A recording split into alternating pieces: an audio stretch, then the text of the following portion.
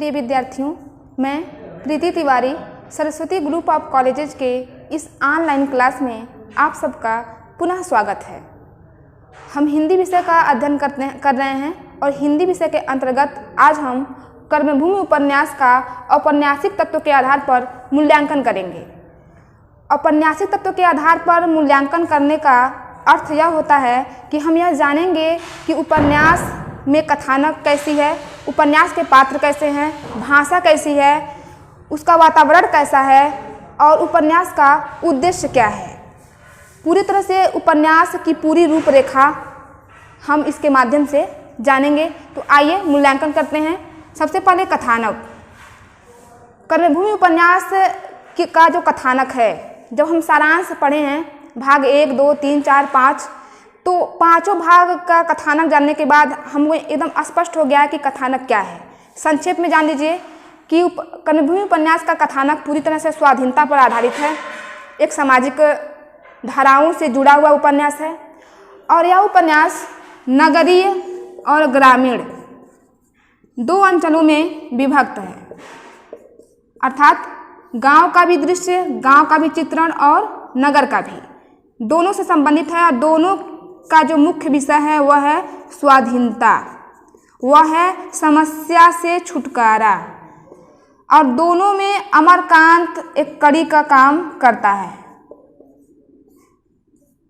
अब कथानक का जब हम एक एक भाग का अध्ययन किए हैं तो विस्तार से अध्ययन किए हैं। यहाँ हम संक्षेप में जानेंगे कि कथानक का प्रारंभ विद्यालय में फीस वसूली के साथ होता है और इसके अतिरिक्त अमरकांत का विवाह, अमरकांत और सकीना का प्रेम, अमरकांत का घर छोड़ना, अमरकांत का काशी छोड़ना, एक कथानक भाग 1 में, अमरकांत का दलितों के गांव में प्रवेश, अछूतों के मंदिर में प्रवेश के लिए आंदोलन, सुगदा की गिरफ्तारी, ये सब 2 में, अमरकांत की गिरफ्तारी, उसके बाद अमरकांत की गिरफ्तारी, सलीम से उसकी भेंट, नैना का बलिदान, समापन, ये सब उपन्यास के कथानक में सम्मिलित हैं। स्वाधीनता पर आधारित उपन्यास समस्याओं का चित्रण करने वाला उपन्यास है और कथानक में कहीं से भी आएंगे तो स्वाधीनता और समस्या ही प्रमुख रूप से दिखाई देगी। पात्र एवं चरित्र चित्रण। पात्रों का परिचय भी हम पिछली कक्षा में प्राप्त किए थे। एक एक पात्र के विषय में विस्तार से हम जाने थे कि किसका स्वभाव कैसा है। जब कथानक नगर से और ग्राम से संबंधित है तो पात्र भी नगर और ग्राम से संबंधित होंगे। नगरीय पात्र में समरकांत, सुखदा, अमरकांत, नैना, प्रोफेसर शांति कुमार आ जाते हैं और ग्रामीण पात्र में मुन्नी, सलोनी, गुदर चौधरी, आत्मानंद, महंत जी इत्यादि आते हैं।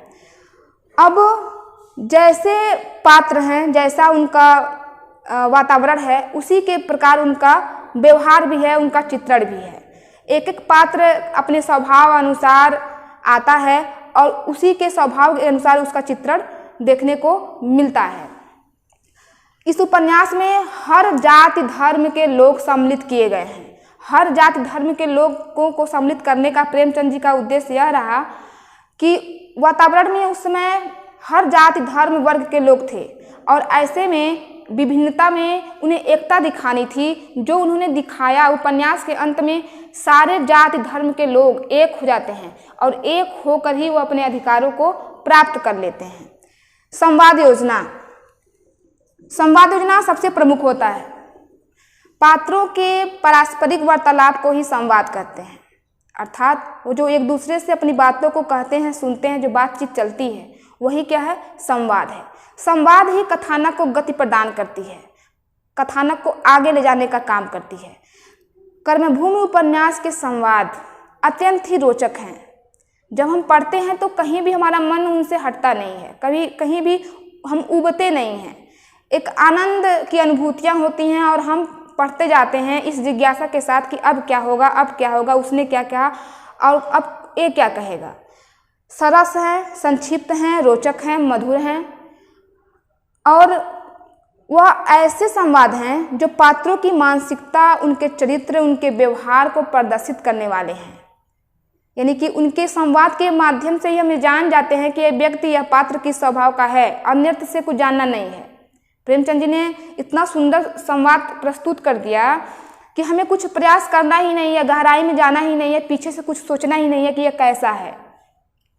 एक उदाहरण आपको बता रहे हैं, संवाद योजना के माध्यम से मानसिकता को उकेर रहे हैं कि जब अमरकांत और समरकांत में बातचीत होती है धर्म को लेकर, समरकांत कहते हैं अमरकांत से कि धर्म क्या चीज़ है जानते हो? कभी साल में गंगा स्नान किए हो? कभी साल में देवी देवताओं को जल चढ़ाए हो? कभी जिंदगी में राम का नाम लिया है? धर्म एक बड़ी चीज़ है, यह तुम नहीं जान सकते।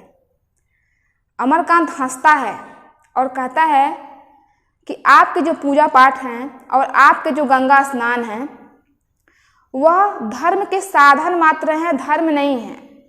अब ऐसे में दोनों की मानसिकता विचारधारा सामने आ रही है।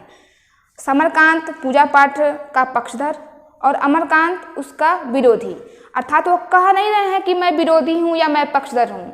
उनके कथन से, उनके संवाद से हमें खुद जान जा रहे हैं कि कौन विरोधी है या कौन पक्षधर है। भाषा शैली की बात करेंगे।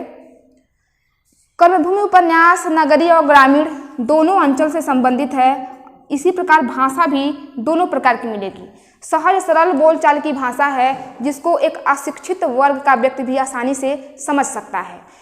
भाषा में हिंदी, उर्दू जगह जगह दिखाई देंगे। इसके अतिरिक्त भी संस्कृत, तत्सम, तद्भव, देशज इत्यादि शब्द भी दिखाई देते हैं। भाषा को समझना अत्यंत ही आसान है और कहीं ना कहीं भाषा, सहज भाषा, सरस भाषा का प्रयोग करके ही संवाद कर्मभूमि उपन्यास को प्रभावी बनाने का प्रयास प्रेमचंद जी ने किया है। देशकाल वातावरण। देशकाल वातावरण 1932 के वातावरण से संबंधित है। 1932 में जो भी महात्मा गांधी के नेतृत्व में आंदोलन हो रहे थे, जो भी समस्याएं व्याप्त थीं, जो भी उन समस्याओं के निवारण के लिए प्रयास हो रहे थे, उन सब का चित्रण कर्मभूमि उपन्यास में देखने को मिलता है।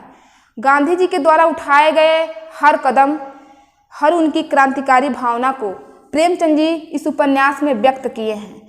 ऐसे में देश काल वातावरण को लेकर के कोई संदेह नहीं है कि यह कहीं न कहीं ऐतिहासिक है और पूरी तरह से 32 के वातावरण को चित्रित करने में सफल है। उस समय में जो भी रहन सहन थे, जो भी रीति रिवाज थे, जो भी पहनावा था, उन सब का वर्णन इन्होंने किया है। जैसे एक प्रसंग रीति रिवाज परंपराओं को लेकर के मनीराम और नैना का, कि मनीराम कहता है कि मुझे पूजा पाठ वाली स्त्री नहीं चाहिए। इसके अतिरिक्त जब अमरकांत गांव में आता है तो एक मोटा कुर्ता पहना है, ऊंची धोती पहना है और बगल में पोटली दबाया है, जो एक ग्रामीण वातावरण, ग्रामीण परिधान को व्यक्त कर रहा है। अलग से कुछ हमें जानना ही नहीं है।